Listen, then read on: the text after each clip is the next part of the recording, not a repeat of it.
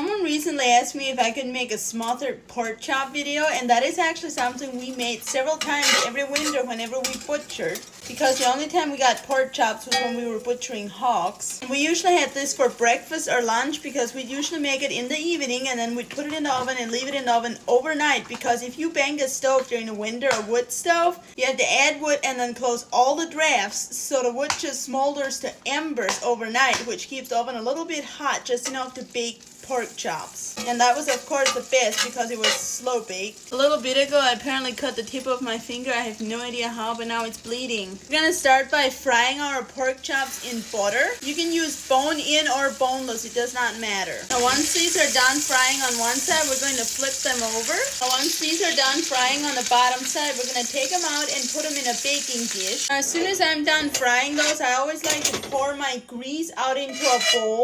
You do not want to pour this into the drain or you will regret your life. And the reason I don't leave it in the pan is because it will probably taste burnt.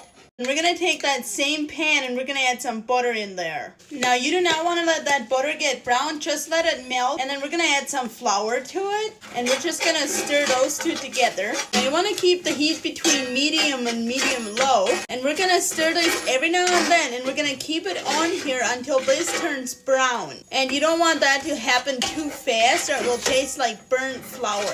And you'll also have to stir it around quite a bit so it mixes in and doesn't just burn into the bottom. And the reason we don't let the butter get brown before we add the flour is because we want it to toast together. Now the darker brown this gets, the richer the flavor will be, and I do not like mine to taste too rich, so I'm going to add some salt to this now. And you guys have to remember that your pork chops are not salted, so it will take a little bit more salt. Then we're also going to add some garlic powder and some black pepper. Just stir all of that stuff in. Then I have beef bone broths. You can use any broths that you want, but I prefer beef. Just add a little bit at a time. Make sure you stir it in, but also watch yourself because it will steam like this and you don't want to steam your hand. The reason we only add a little bit of broth at a time is because if you add it all right away, then it's going to get lumpy.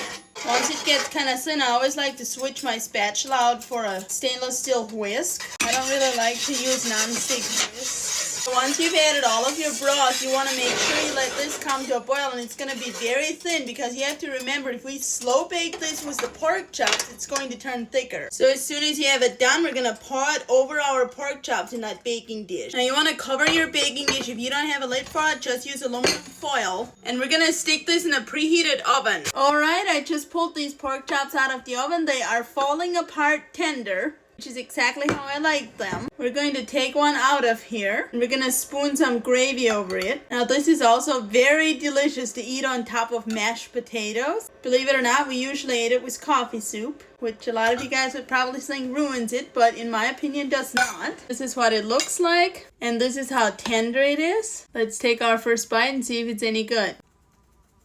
This is so much better than I remembered. This full recipe is in my Amish cookbook under smothered pork chops. And the cookbook is only available on my website, socialsbylavina.com. There are some fake ones floating around, so just watch out. And to the guy who asked me to make this, thank you. I'm so glad you reminded me that these exist because they are delicious. Enjoy!